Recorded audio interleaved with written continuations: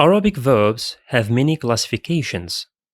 Classification by tense into past, ماضي, present, مضارع, and imperative, أمر. Classification by soundness into sound, صحيح, and weak, معتل. Classification by transitivity into intransitive, لازم, and transitive, متعدي.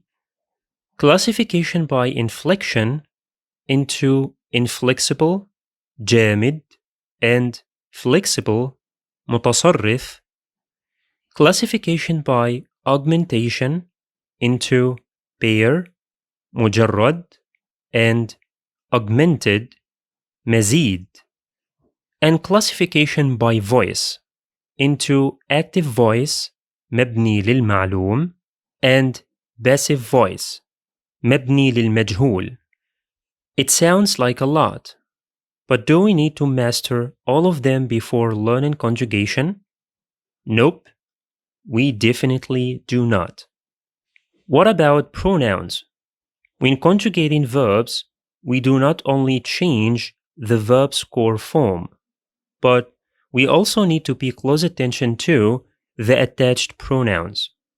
Today, we will lay the exact foundation needed in order to master verb conjugation in Arabic. We only need two main classifications before getting started. One related to the verbs themselves, and the other regarding the attached subject pronouns. In this foundational lesson, we will cover both of them.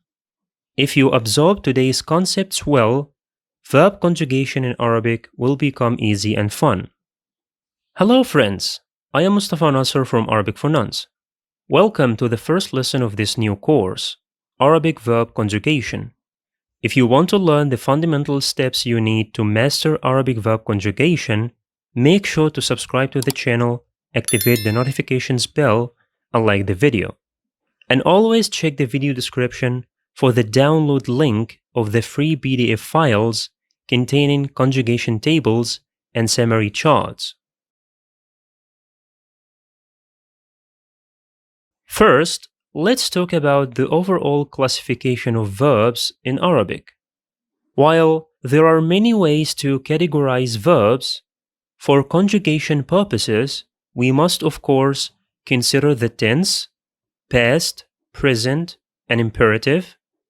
The second crucial classification we need is based on soundness, which divides verbs into two major categories: the sound or regular, صحيح, and the weak or irregular, معتل.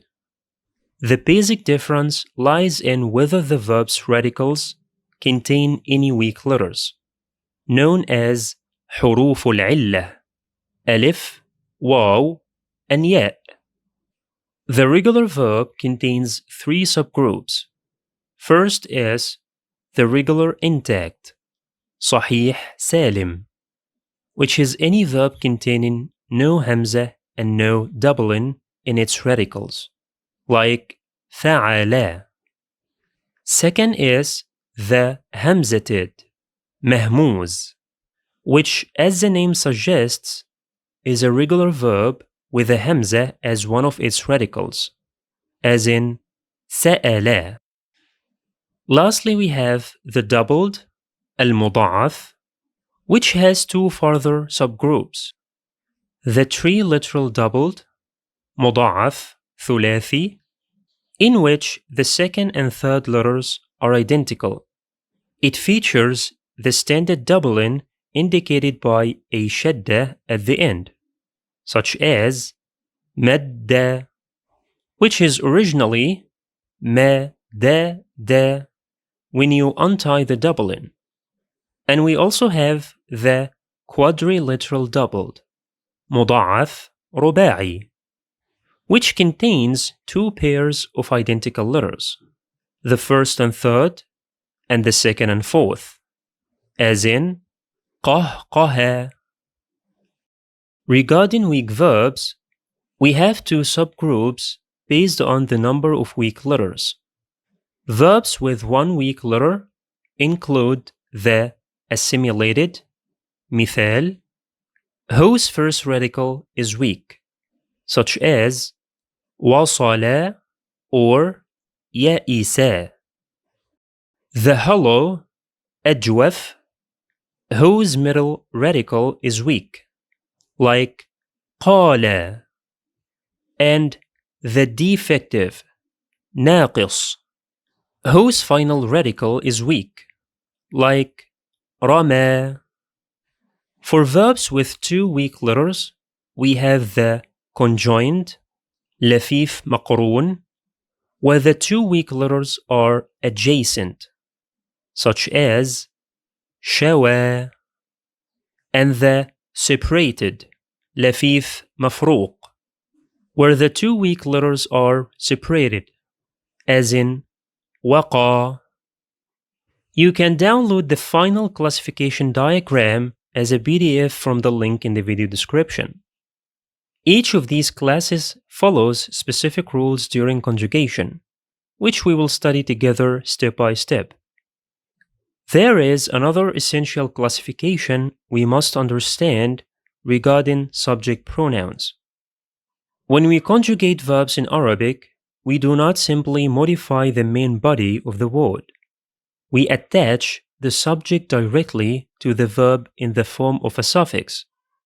We call these pronouns ضمائر الرفع المتصلة, attached nominative pronouns, or attached subject pronouns.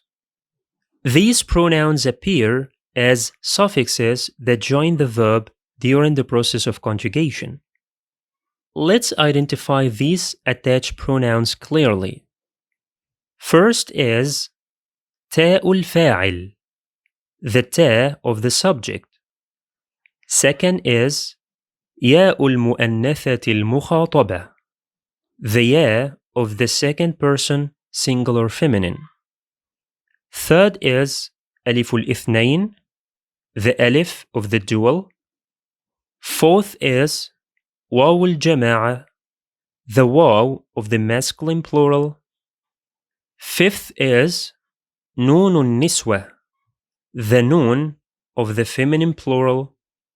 And finally, نا الفاعلين, the na of the first person plural. Here is a chart that illustrates which tenses these pronouns can attach to. The pronouns تاء الفاعل and نا الفاعلين only attach to the past tense. ياء المؤنثة المخاطبة attaches to both the present and imperative tenses, while the remaining pronouns can join verbs across all different tenses.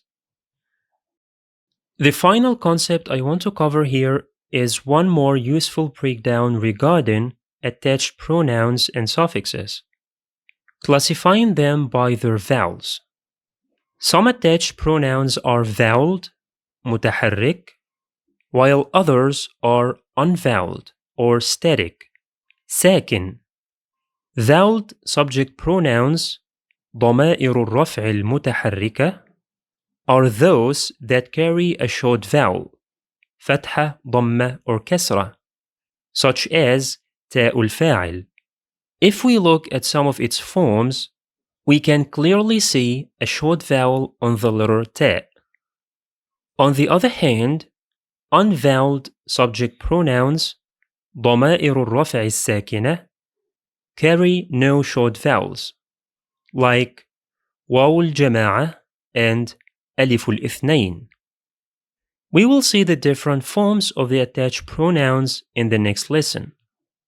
Here is another table classifying these attached pronouns according to whether they are voweled or unvoweled. This distinction becomes very important when conjugating specific types of verbs, as we will find out in the upcoming lessons. Well, that completes our foundational lesson.